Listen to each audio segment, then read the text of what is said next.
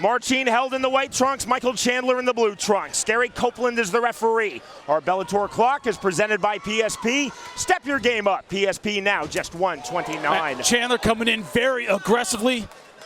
Not surprisingly, going for the takedown. This our Held, now rolling for a leg lock. This our opening lightweight tournament quarterfinal. Two young fighters, held, as we mentioned, just 19 years old. Chandler, 5 years older at 24. Held's trying to straighten out that leg, going hard for the knee bar.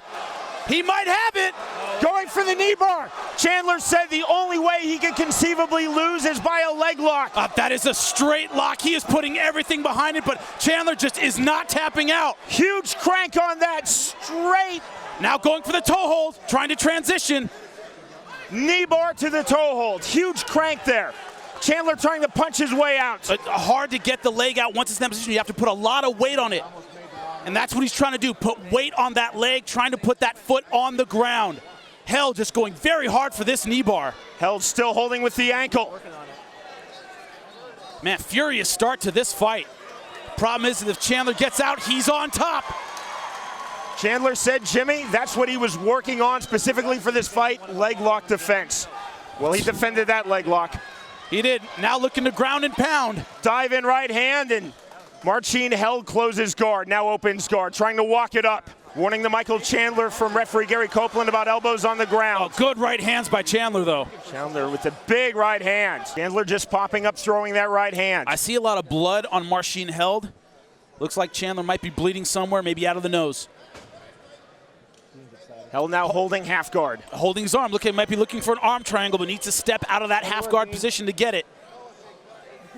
That's a great position for a wrestler, and he has it.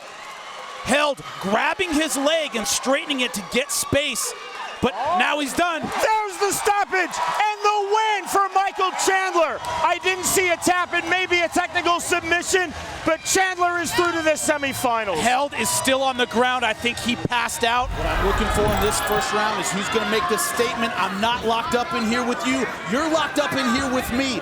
Cage generalship is going to be huge in this fight. Who's the bully?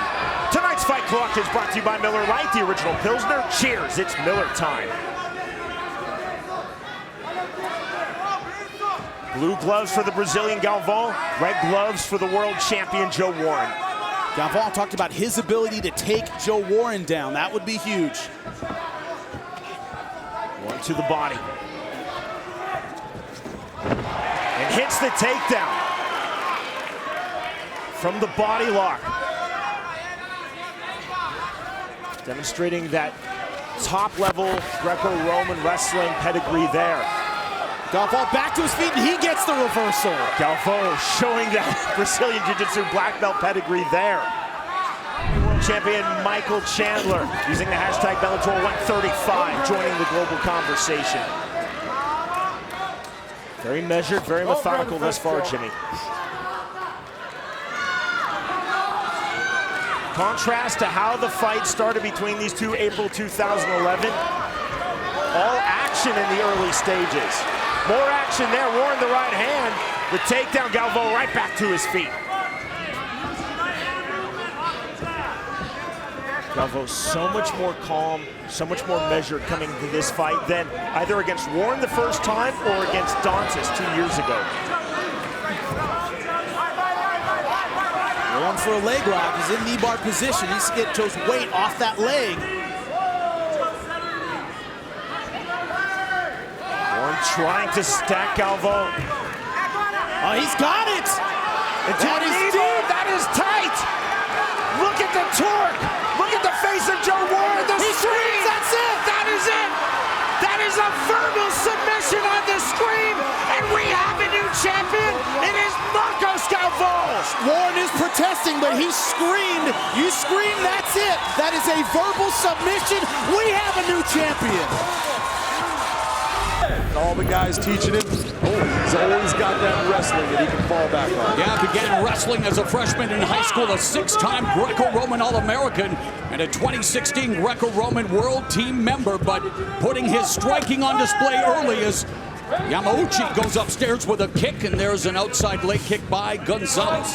With Chris, he said, look, I go to the ground with Chris Holsworth all the time. He's a great black belt in jiu-jitsu, and he's right. But everybody's style is different. When you start to get used to someone, you kind of get that edge on how to stop what they do.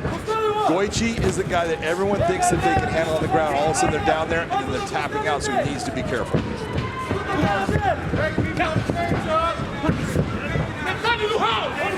Nice movement, nice head movement by Chris. That's a nice kick to the body. And for two guys that are noted for their ground game, the wrestling of Gonzalez as Yamauchi stopped that takedown attempt in the submission game of Yamauchi. We're seeing some high-level striking here in the first round. Oh, absolutely. Look, Yamauchi. Nice lead left uppercut by Yamauchi, lighting up Gonzalez, and Gonzalez returns fire. Time what happens, you do not see Goiti Yamauchi going for takedowns. What normally happens is he starts to do well in the stand-up, and all of a sudden guys decide, I'm going to take him down. That leads them from... And then he takes their backs and gets 13 rear naked chokes on his resume. But boy, these two are going back and forth. Yamauchi with a three-punch combination culminating with a left hook behind the guard. Oh, right uppercut by Yamauchi. Yamauchi's landing with the more power right now. Both guys are touching, but Yamauchi's the one that's actually getting off the better shots. And the uppercut has provided myriad highlight reel knockouts in boxing. Speaking of highlight reel KOs, down goes Gonzalez. Yamauchi's all over him, and Yamauchi picks up just his second victory via form of knockout. We talk about John Fitch, and grind is the word that you associate. Embrace the grind. You take and you look up the word grind, you're going to see a picture of John Fitch next to it, because that is his style of fighting. He grinds you to the point that he breaks you.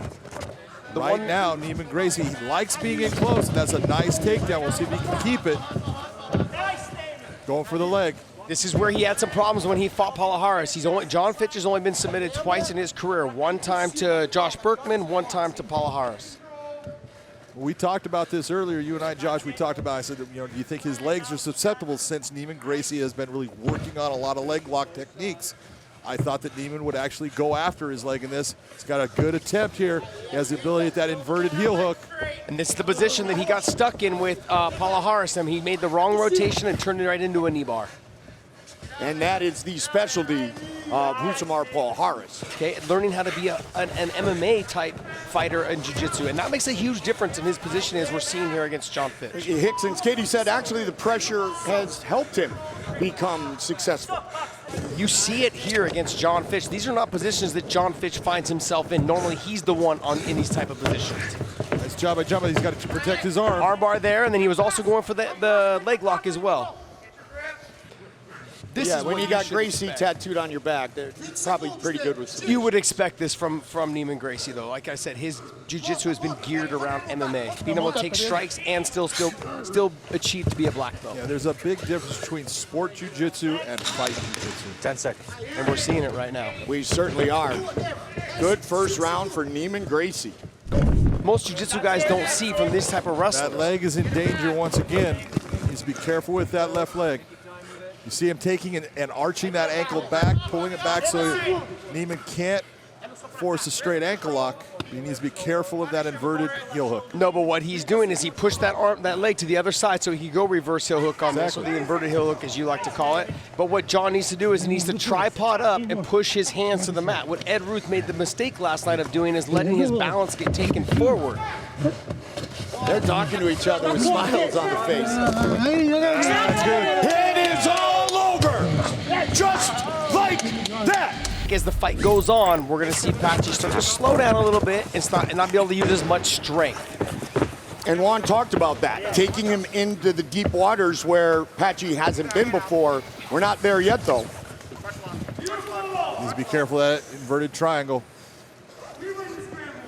Round two. What he needs to do, Juan needs to open up that right elbow, and that'll help clear the unlocking of it. He's done it. There you go. So Juan's trying to avoid standing up because he doesn't want him to come underneath and try to attack the knee bar or some sort of leg lock that we've seen earlier tonight. Tiki and, as I mentioned, TJ Dillashaw in the corner of Archuleta. Of course, Greg Jackson, Mike Winklejohn, the leaders in Albuquerque, New Mexico, Brandon Gibson.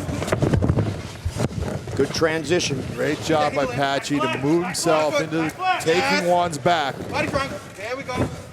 But it's 2-love Patchy mix, John, right? In my mind, I've got Patchy mix up 2-love. Josh? I have a 2-love as well, but look at right now.